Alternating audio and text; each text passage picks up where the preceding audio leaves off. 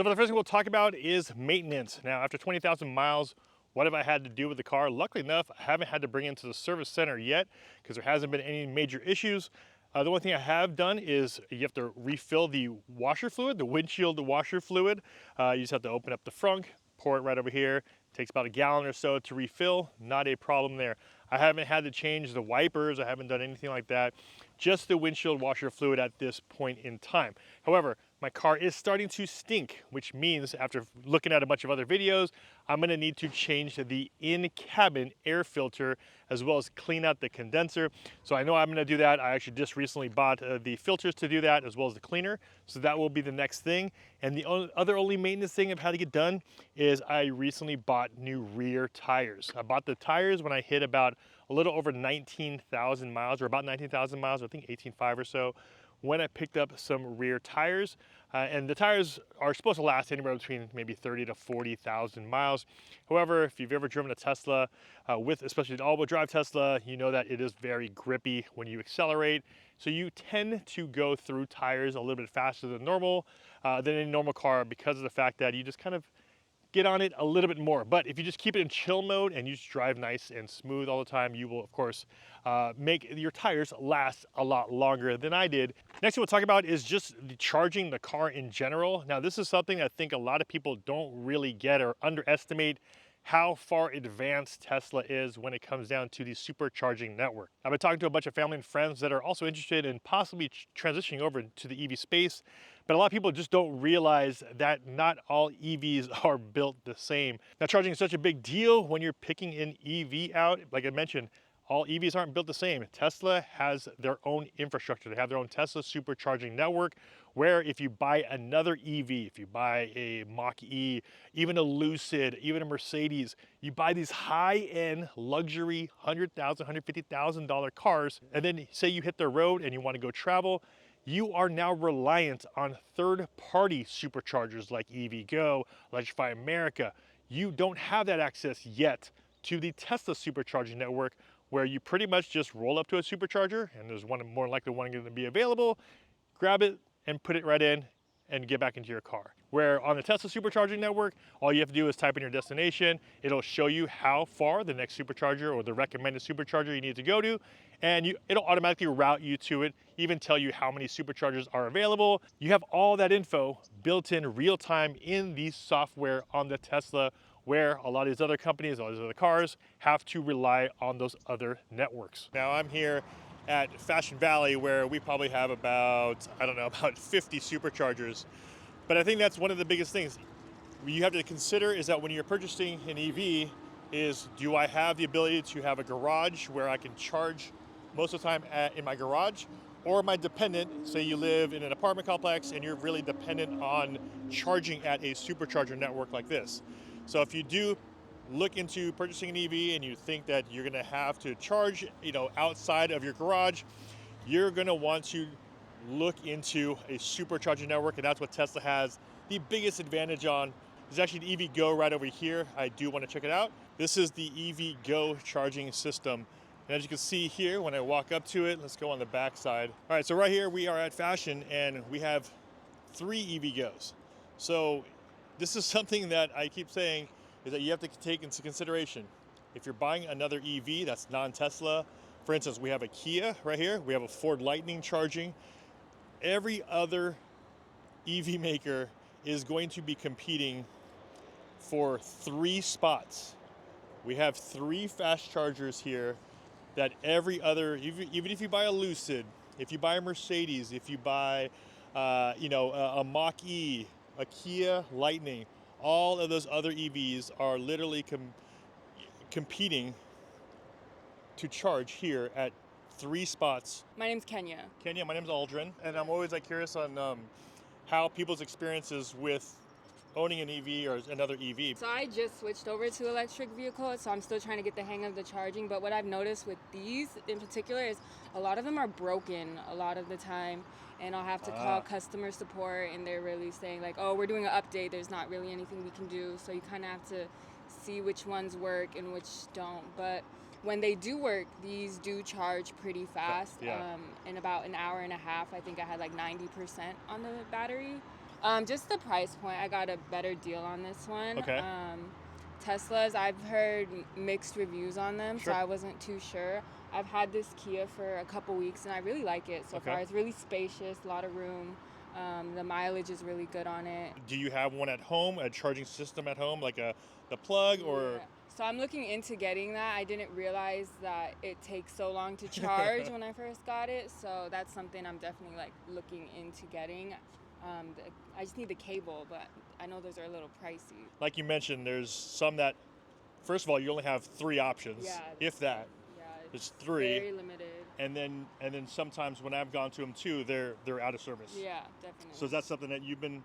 Yeah, I've definitely been experiencing that. I wish we had as much as the Teslas. That's very nice. But yeah, so I think that's something that they could definitely improve on and would make it a lot better for other cars, I guess. Next, we'll talk about ease of use of this car, and that's what makes the Tesla ecosystem so nice, is that they built their own software, they built their own app. It makes things super simple because right now the car is locked. However, if you have everything hooked up to your phone, all you have to do is walk up to your car. It will automatically unlock it for you, and then you just have to get into the car, pressing a brake. Everything is already synced up with your phone to the car, put it into drive, and you can actually just go just like that.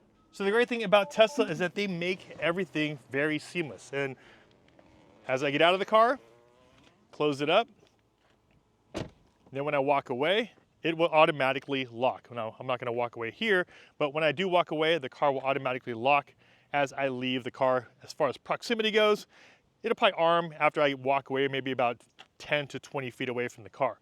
And if I didn't lock it, easily through the app, I can press lock just like that. Now, keeping with the app, or talking about the app, this is another thing that Tesla has such an advantage on, is that you are able to control and do everything from their mobile app. And one of the biggest benefits of having a mobile app is that you're able to do things like keep the car on or turn the car on as far as the climate control. So whenever it's hot, this week it's been about 92 degrees, 95 degrees here in San Diego.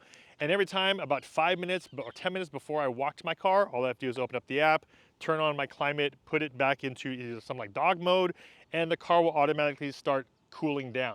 Even if you wanted to study or do work in your car, it makes it super easy because you just have to turn the AC on.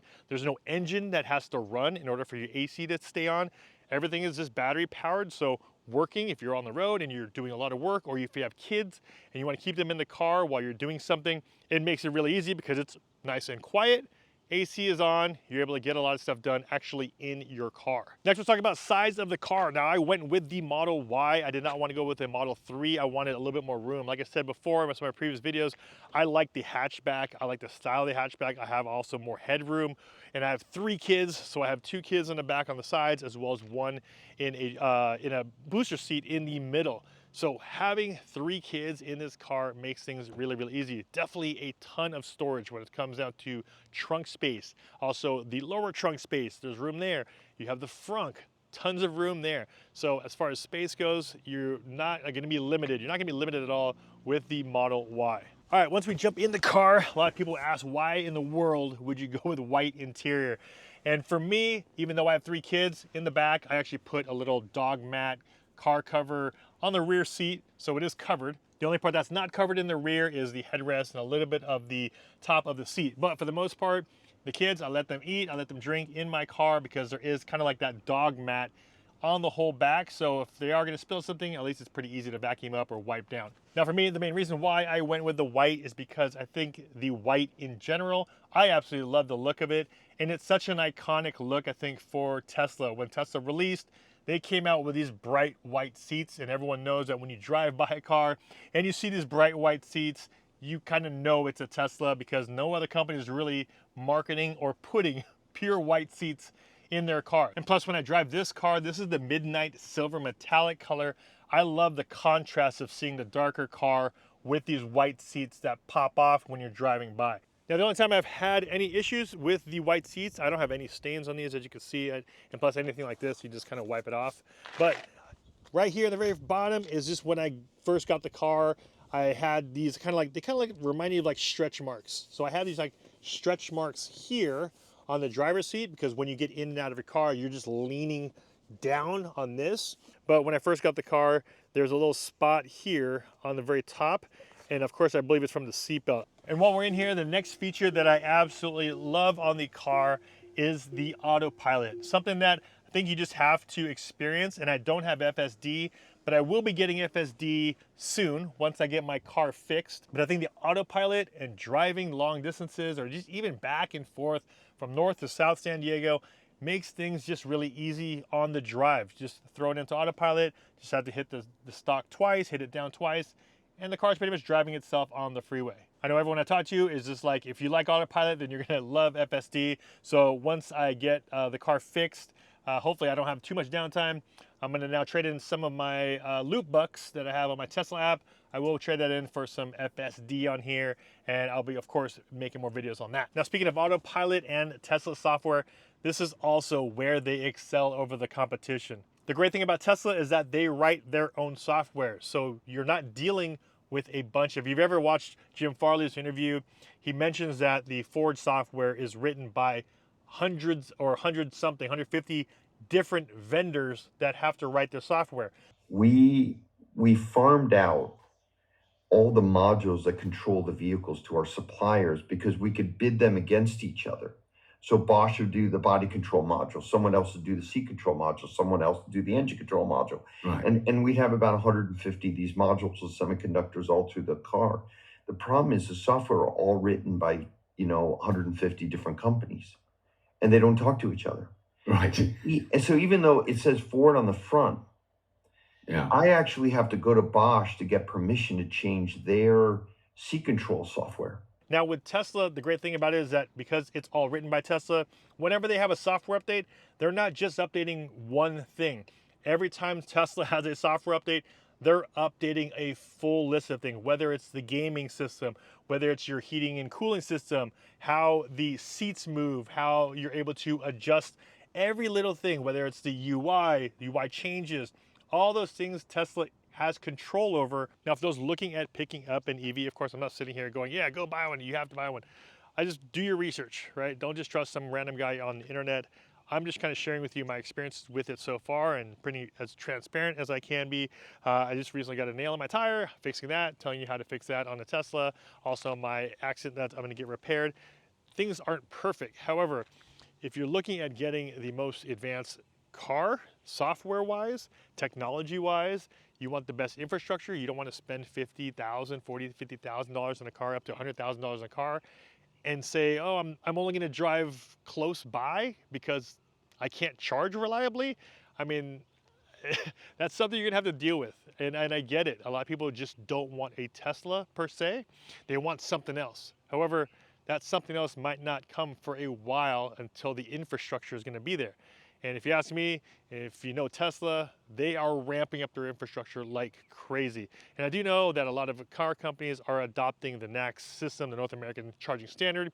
So there is going to be some ability for a lot of car companies to be able to use the Tesla supercharging network. And it's going to be limited, right? They're not going to have access to all of them. It's still going to be somewhat limited. But at that point too, like I said, you have all these other companies relying now on Tesla's supercharging network. Eventually, a lot of other companies are going to start relying on Tesla's advanced Autopilot system and FSD system because Tesla has the most miles driven on any other full self-driving network. So if you are going to transition over into the autonomous side of things, I'm not sure you're going to be able to catch up with Tesla and how many miles that they have driven. So don't be surprised within the next 5 or 10 years, you might see a lot of legacy auto and maybe a lot of these other EV startups pretty much falling off because of the fact that they might not be able to make this transition.